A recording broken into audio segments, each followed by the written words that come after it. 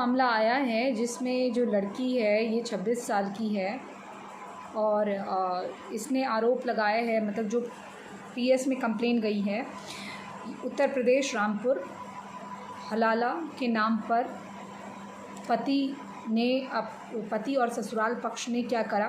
पहले तो इस लड़की की हिस्ट्री जान लीजिए आप। शादी हुई 1 साल पहले, पीड़िता के अनुसार निकाह 1 साल पहले हुआ और निकाह होने के बाद कुछ समय तक सब कुछ सामान्य चला। उसके बाद कुछ समय के बाद फिर दिक्कतें आने लगी। फिर एक दिन पति ने और ससुराल वालों ने उससे कहा कि भैया ऐसा है कि तुम जो है अपने मायके से जाओ और 10 लाख रुपए लेकर आओ और एक कार भी हमें चाहिए। और ये डिमांड उनकी बढ़ते रही। जब लड़की ने ये डिमांड नहीं मानी और ये चीज़ें उनको नहीं मिली तो मारपीट और अप्राकृतिक यौन संबंध बनाने के बाद पति ने उसके शौहर ने उसे 3 तलाक दे दिया, जो कि गैरकानूनी है। एक साथ 3 तलाक दे दिया।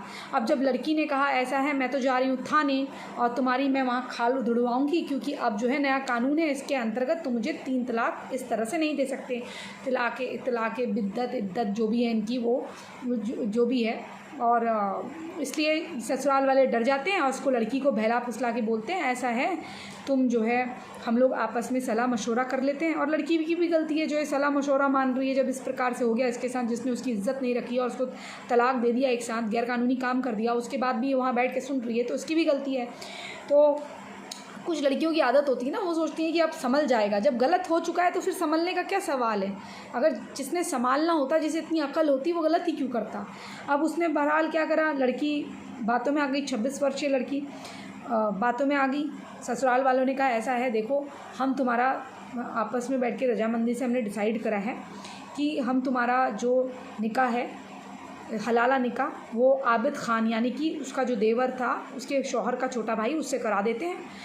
दूसरे दिन तुम्हारा उससे तलाक करवा के फिर से तुम्हारे शौहर के साथ निकाह हो जाएगा।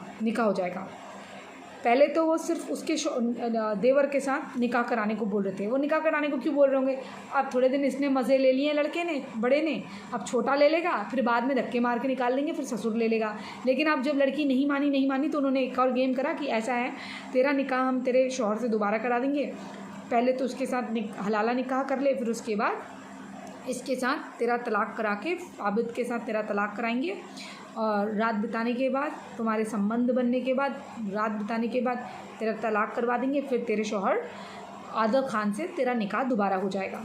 लेकिन जब लड़की नहीं मानी तो उसके ससुर ने क्या करा, उसको बहाने से कमरे में बुलाया कि बेटा पानी दे दो, ये दे दो, और कमरे में बुला के उसके देवर वहाँ पहले से मौजूद था, उन दोनों को भाग के कमरे में बंद कर दिया।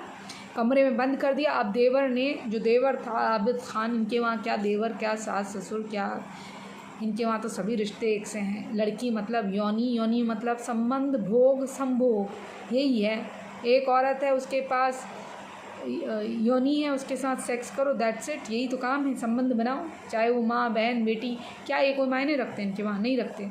जैसे जानवरों में उनको तो अकल ही नहीं होती, पशु पक्षियों में फिर भी वैसा ही है इनका किस्सा। अब उसने इसके साथ अपनी भाभी के साथ, यानी कि हमारी नज़रों में तो भाभी हुई ना, तो भाभी के साथ उसने यौन संबंध बनाए, ज़बरदस्ती रेप करा और उसके साथ रात भर कांड करता रहा।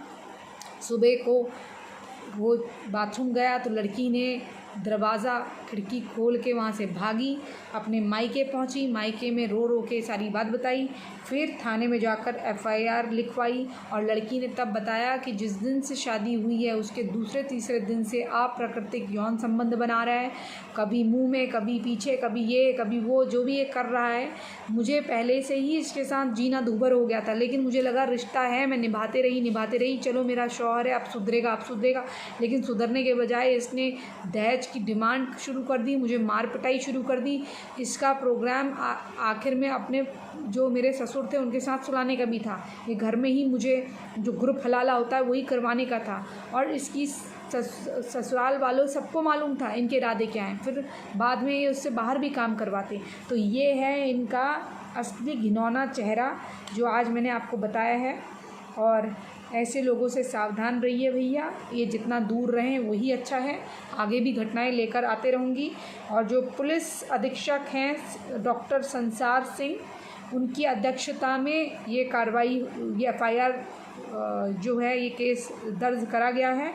IPC की 377 धारा भी लगाई गई है। और जो ससुराल वाले लोग हैं इनके 7 लोग जो हैं इनके ऊपर FIR हुई है, ये नामजद हुए हैं, अभियुक्त बने हैं, जिसमें मेन उसका पति, ससुर, शौहर, ससुर और देवर है। बाकी भी अभियुक्त हैं जो इस कांड में गिरफ्तार करे जाने हैं और वो फरार चल रहे हैं सबके सब। और दैनिक भास्कर की रिपोर्ट है। बहुत बड़ी बात है कि दैनिक भास्कर ने इनके नाम तो लिख दिए, वरना तो दैनिक भास्कर ऐसे नाम भी नहीं लिखता। बता दिया, बहुत बड़ी बात है, बताता भी नहीं। तो एनीवेज ये थी न्यूज़। हलाला निकाह के नाम पर औरत के साथ जिस्मानी ताल्लुकात पूरे घर के कायम करवाना, पूरे ख़ानदान के कायम करवाना, तलाक के नाम पर फ्री की देह व्यापार की वस्तु मिलना। जैसे एक महिला होती है, उसे देह व्यापार करवाते हैं, उसको कुछ देना पड़ता है। यहाँ पर आपको कुछ देना नहीं है, निकाह कर लीजिए, कबूल है कबूल है कबूल है, उसके बाद तलाक तलाक तलाक बोल के इससे करवाइए, इसके हलाला के नाम पे सौदा इससे करवाइए, उल्टा किसी को पैसे दीजिए। अब तो पैसे देने की भी ज़रूरत नहीं, घर में ही खिले खिलाया माहौल हो जाएगा, कभी देवर के साथ, कभी इसके साथ, कभी इसके साथ। लेकिन जिस लड़की के साथ हो रहा है उससे तो पूछिए। कुछ लड़कियां हैं जो इसको प्रथा के नाम पर अपना नसीब मानकर एक्सेप्ट कर लेती हैं, क्योंकि उनको इसी तरह से ट्रेंड करा जाता है। लेकिन कुछ लड़कियां हैं जिनको थोड़ी अकल है, वो नहीं सह पाती हैं और वो इसलिए सरकार का साथ देकर अपने विकास की मार्ग पे चलती है और ऐसे घिनौने मानसिकता के,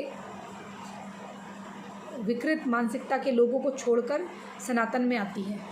और ऐसी कोई भी महिला जो पीड़िता है इस प्रकार की, आप देख लीजिए। अगर आपको यहाँ सही नहीं हो रहा है तो सनातन में मैं आपका स्वागत करती हूँ, सनातन में आओ। लेकिन जब सनातन में आओ तो फिर इनसे बात करना छोड़ देना, जो तुम्हारे इस प्रकार के वालिद वालिदान हैं, जिन्होंने तुम्हें इस तरह के गटर में धकेला है, या फिर इस प्रकार के लोग, इस तरीके के लोग जो तुम्हारे साथ ये सब कर चुके हैं। अगर यहाँ आने के बाद भी फिर तुम उनसे बातें करती हो, फिर तुम्हारे साथ क्या होगा ये तुम ही अंजाम के लिए भुगतो। क्योंकि आप पुलिस ऐसा नहीं है ना 135 करोड़ लोगों के पीछे पीछे लग के उनको देखेगी। खुद का अच्छा भी तो देखना पड़ेगा, खुद के विकास के बारे में, खुद की सिक्योरिटी के बारे में भी तो सोचना पड़ेगा। सबसे पहले देश की सिक्योरिटी है, फिर स्वयं की है। इसी संदेश के साथ मैं प्राची अधिकारी आपसे विदा लेती हूँ। आप क्या सोचते हैं इस घटना के बारे में प्लीज़ लिखिएगा, मुझे खुशी होगी आपकी राय जानकर। अगर मैं कभी देर में भी जवाब देती हूँ, लेकिन मेरा दिल आप लोगों पे लगा रहता है। आप अपना साथ दीजिए। अगर चैनल सब्सक्राइब नहीं करें तो चैनल सब्सक्राइब करिए। जय जय हिंद, जय जय भारत, वंदे मातरम।